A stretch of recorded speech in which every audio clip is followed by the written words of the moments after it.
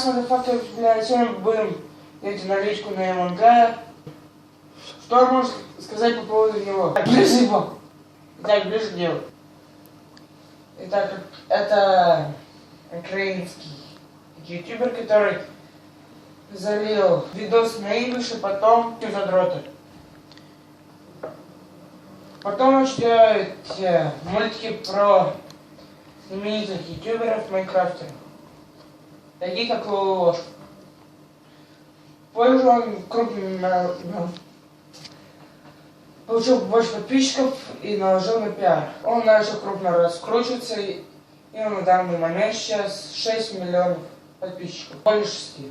Что можно сказать про самого этого ютубера? Мне кажется, что у него не очень смешные шутки, и они могут понравиться только конченным, приконченным, блядь, дауну. Шутки про говно, да, смешной диски. Еще он челку глубоко покрасил. Итак, поговорим про видео. Но я не знаю, что он может такого снимать, потому что получил более 6 миллионов подписчиков и 1,5 миллиарда просмотров. Я не являюсь особым хейтером и против хохлов ничего не имею. Он раньше жил в Украине, потом он хохляцком вселяет. Теперь живет в Японии.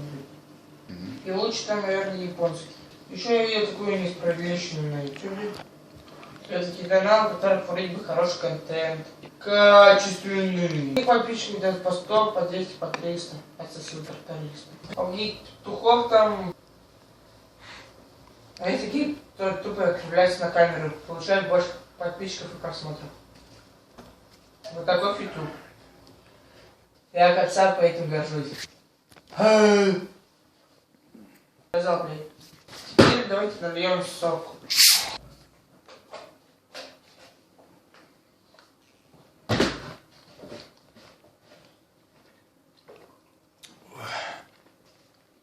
Пиздата.